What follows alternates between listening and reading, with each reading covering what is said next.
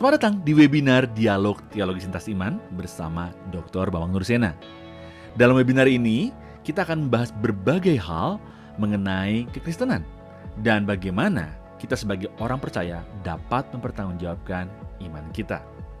Berikut adalah cuplikan-cuplikan video dari pertanyaan-pertanyaan yang diajukan oleh para peserta webinar yang dilakukan setiap 2 minggu sekali pada hari Kamis jam 7 malam. Bagi Anda yang ingin mendaftar, Anda bisa klik link bit.ly/dialog lintas iman atau Anda bisa klik link yang terdapat pada caption di bawah ini. Jangan lupa untuk klik dan subscribe YouTube channel Pijar TV.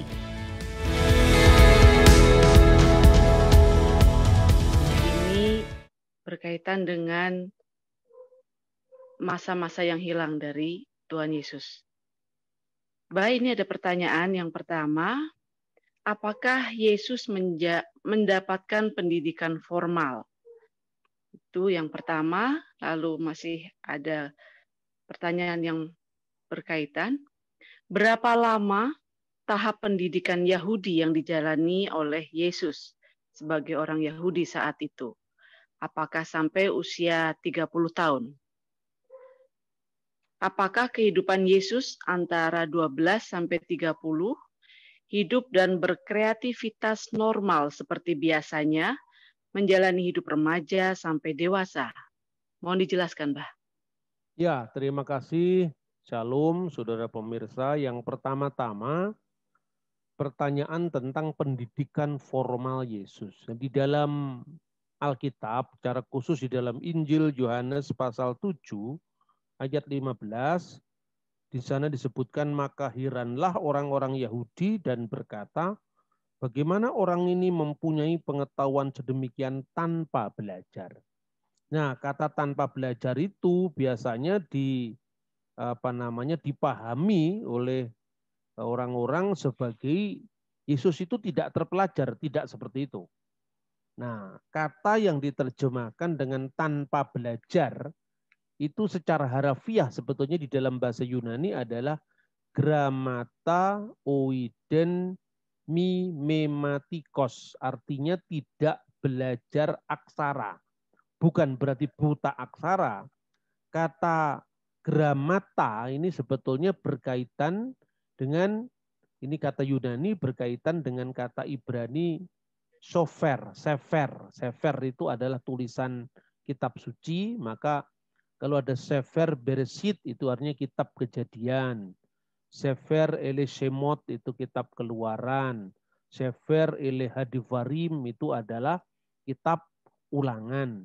Nah, ungkapan grammata oiden mimematikos ini artinya tidak belajar seperti para soferim, seperti ahli kitab. Nah, seperti itu maknanya. Jadi bukan berarti Yesus tidak terpelajar, tidak. Nah, kemudian pertanyaan kedua, lalu apakah Yesus menjalani masa-masa belajar dan berapa lamanya?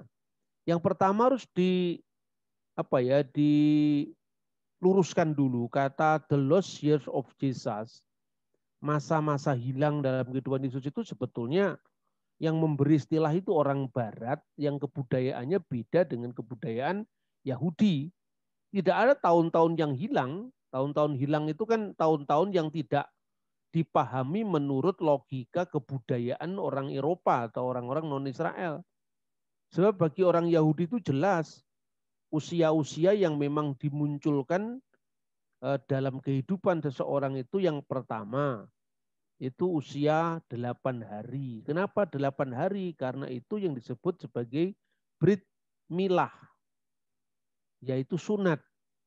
Maka hari-hari seseorang itu karena sebagai konsekuensi dari perjanjian Allah kepada Abraham dihitung sejak 8 hari. Makanya kehidupan Yesus pun juga seperti itu. Yesus itu dilahirkan tanggal 25 bulan Kislev, bulan Yahudi, yang kemudian konfirmasikan dengan penanggalan umum yaitu tanggal 25 Desember. Tahunnya 749 setelah berdirinya kota Roma. Itu tahun pastinya. Kemudian kenapa tahun barunya baru 1 Januari, 8 hari setelah 25 Desember? Karena memang hitungan seseorang itu bagi orang Yahudi dimulai dari usia sunatnya. Bayangkan sekarang gereja ini sudah jauh dari batas-batas keyahudian, tetapi dalam menentukan tahun baru pun masih sesuai dengan prinsip-prinsip orang Yahudi sebagai umat perjanjian sesuai dengan perjanjian Allah kepada Abraham. Itu usia 8 hari disebut Brit Milah. Kemudian usia 12 tahun itu adalah bar miswah untuk laki-laki, bat miswah untuk perempuan. Bar miswah itu artinya bar itu anak, miswah itu hukum. Di mana anak kira-kira umur 12 tahun pada zaman Yesus itu sudah dianggap dia dewasa, sehingga sejak usia itu dia menerima hukum Taurat. Nah itu kira-kira. Maka pada masa itu kira-kira ketika Yesus menjalani kehidupan sebagai seorang Yahudi seperti biasanya, kita bisa membaca pada teks-teks Alkitab yang lain. Misalnya kita bisa membaca di dalam Injil Lukas ya. Injil Lukas pasal 4 ayat 16 di mana dikatakan tentang Nazaret, tempat ia dibesarkan, tempat Yesus dibesarkan. Dan menurut kebiasaannya pada hari Sabat ia masuk ke rumah ibadat. Jadi di Nazaret sesuai dengan kebiasaannya, jadi Yesus biasa setiap Sabat dia memasuki rumah ibadat. Rumah ibadat di sini sinagogi, ya. Nah, pada zaman itu ini bukti-bukti sejarah dan arkeologinya ditemukan bahwa pada zaman itu yang namanya sinagogi itu merupakan lembaga keagamaan secara holistik. Jadi sinagogi itu bukan sekedar tempat orang ngaji Taurat atau ngaji kitab para nabi, tidak. Tetapi di situ juga terjadi pendidikan Yahudi pada umumnya. Dan pendidikan Yahudi itu dilewati di dalam 3 tahap yang disebut Bet Sefer. Sefer itu tadi aksara-aksara Taurat itu maksudnya, kemudian Bet Talmud, dan yang terakhir adalah Bet Midrash. Ini tahapan-tahapan yang harus dilalui oleh orang Yahudi, saya kira termasuk Yesus. Lalu total berapa tahun dia harus menjalani kehidupan pendidikannya sebagai wajar orang Yahudi yang lain. Yang pertama, tahapan pertama itu disebut Bet Sefer. Sefer itu artinya tulisan ya. Itu artinya kalau diterjemahkan rumah kitab. Bet itu bait bahasa Arab. Ya. Sefer itu kitab, jadi rumah kitab. Usianya mulai kira-kira 5 atau 6 tahun sampai usia 10 tahun. Jadi bayangkan orang Yahudi itu pendidikannya sejak dini mungkin. Dia mulai belajar membaca aksara Ibrani, Alef, Bet, Gimel, Dalet, dan seterusnya. Sampai kemudian dia fasih mendaras Sema. Sema Israel. Seperti itu. Dengarkanlah wahai Israel, Tuhan Allah kita, Tuhan itu esa, dan seterusnya. Dari kitab Ulangan atau Sefer Hadivarim 6 ayat 4 sampai dengan ayat 9.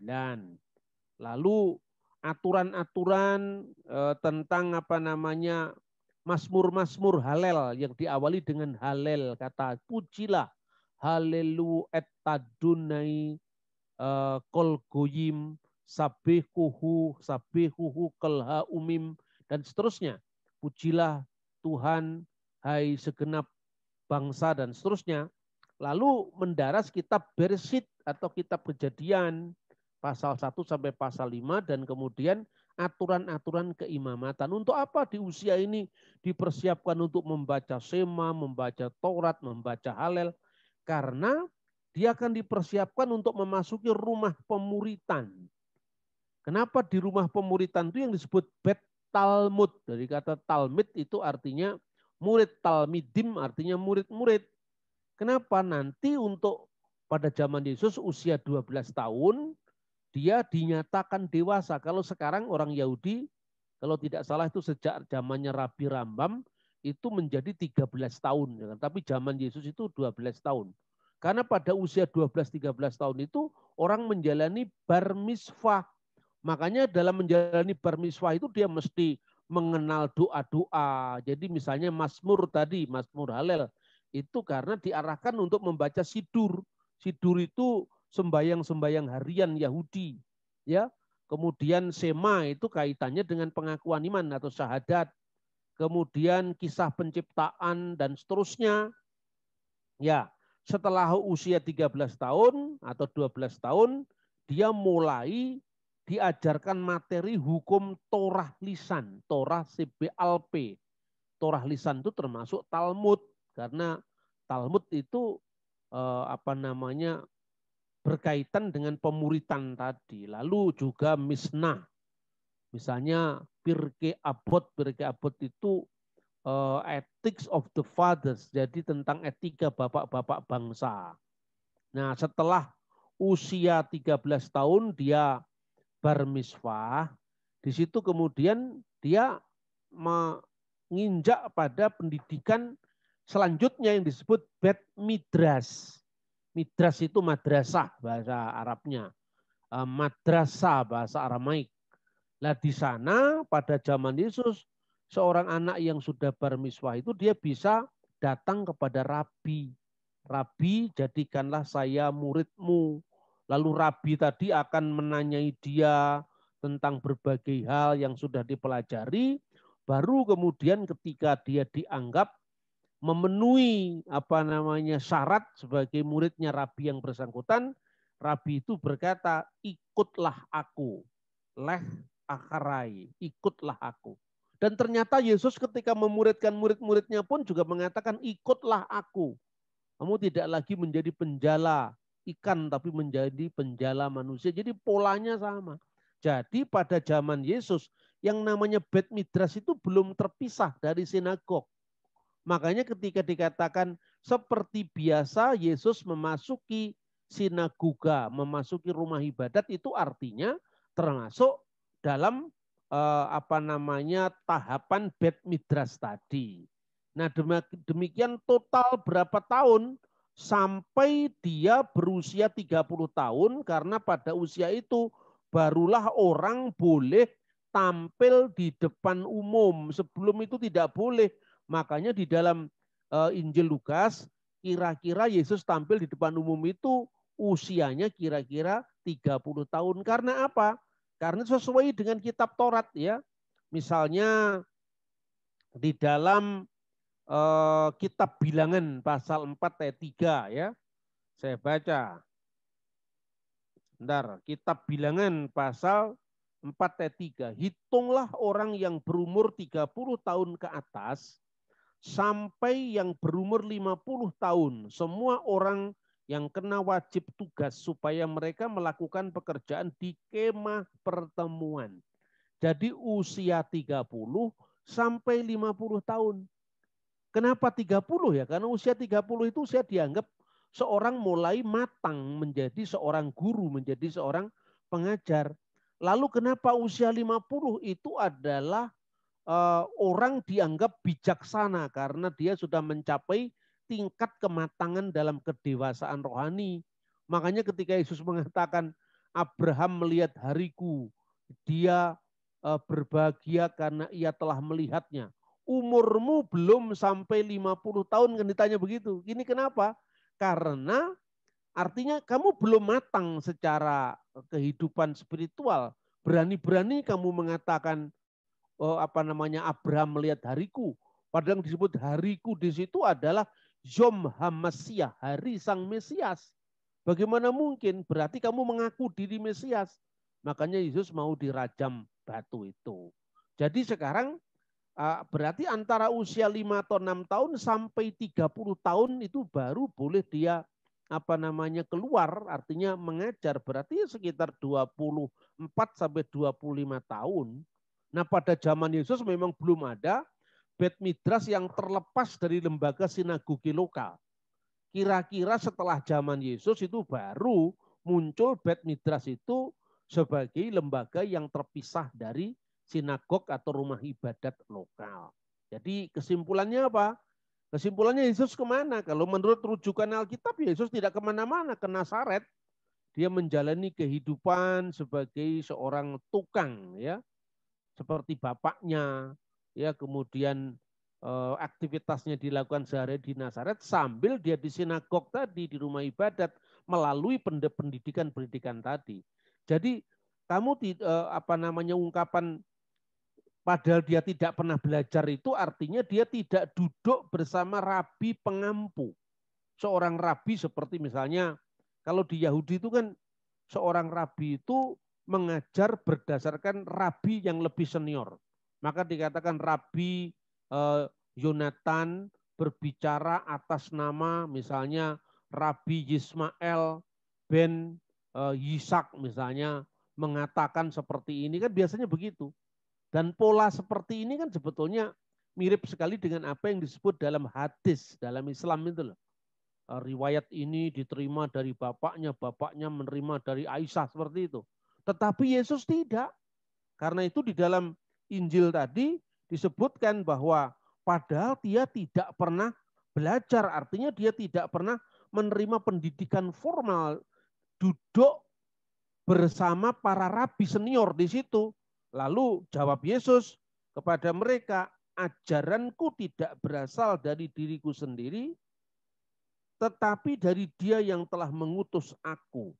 Barang siapa yang melakukan kehendaknya, ia akan tahu entah ajaranku ini berasal dari Allah, entah aku berkata-kata dari diriku sendiri. Barang siapa berkata-kata dari dirinya sendiri, ia mencari hormat bagi dirinya sendiri, tetapi barang siapa mencari hormat bagi Dia yang mengutusnya, ia benar dan tidak ada ketidakbenaran padanya.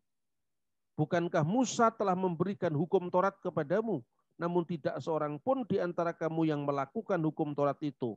Mengapa kamu berusaha membunuh aku? Jadi Yesus berbicara tentang otoritasnya, dia mengajar sebagai utusan Bapaknya secara langsung. Ya, kira-kira seperti itu. Jadi wibawa yang diterimanya itu adalah wibawa sebagai seorang Mesias. Dan Mesias itu adalah seorang saliyah, seorang utusan dari Allah sendiri di dalam konteks ini.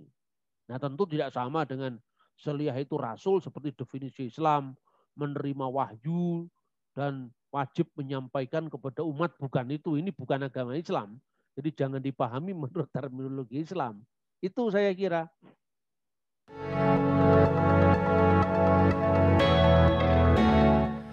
Terima kasih Anda sudah menyaksikan cuplikan dialog teologis lintas iman bersama Dr. Bambang Nursena. Jangan lupa segera daftarkan diri Anda dengan klik link bit.ly/dialog lintas iman, atau Anda bisa klik pada link yang ada di caption saat ini juga. So, informasi selengkapnya ada pada image di akhir video ini.